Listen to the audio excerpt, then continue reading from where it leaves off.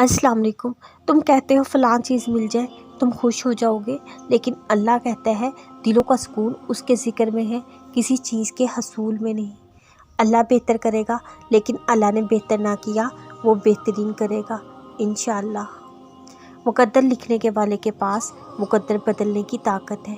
ज़िंदगी हर रंग का इम्तिज़ाज लिए हुए है।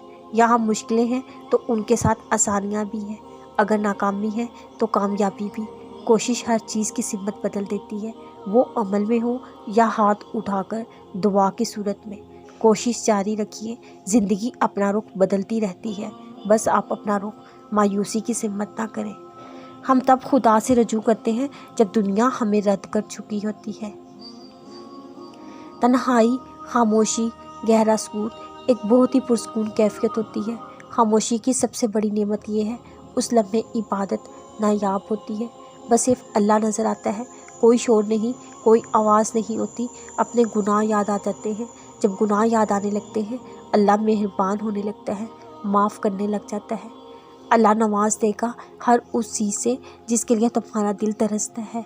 तुम्हारे दिल में जिसके लिए बेसुकूनी है, जब तुम अपने रब पर पूरा यकीन रखोगे, वो तुम्हें कभी मायूस नहीं होने देगा। बाज़ लोग ऐसे भी हैं जो अल्लाह के शरीक औरों को ठहराकर उनसे ऐसी मोहब्बत रखते हैं जैसी मोहब्बत अल्लाह से होनी चाहिए। ईमान वाले अल्लाह की मोहब्बत में बहुत सख्त होते हैं।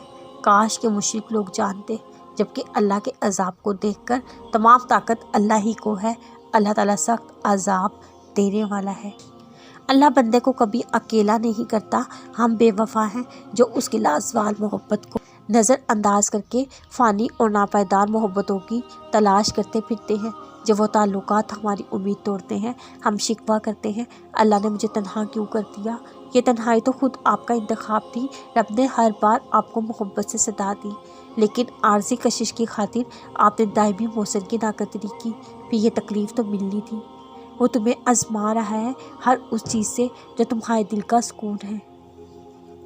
मैं अक्सर सोचती हूँ कितना अच्छा है, अल्लाह को वजाहतें नहीं देनी पड़ती। कितना अच्छा है, वो बिन कहे सुन लेता है। वो बस दिल देखता है, दिल देख ले तो फिर दिल फेर देता है।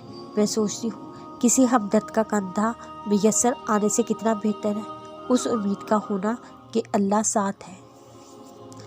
जब आप कुरान पढ़ते हैं, अपने पास एक कलम और कागज़ रखें। अगर कोई आए जो आपको रोके, आपके दिल को छू जाए और दिल से उससे मोहब्बत करें, उसे कागज़ के टुकड़ों पर लिख दें। ये कागज़ात एक छोटे से बॉक्स में रखें और बॉक्स में लिखें मेरे रब के पैगामात। जब भी अपने रब को पैगाम की ज़रूरत हो, एक कागज़ ले आएँ, आप खुदा का पैगाम पढ़ें।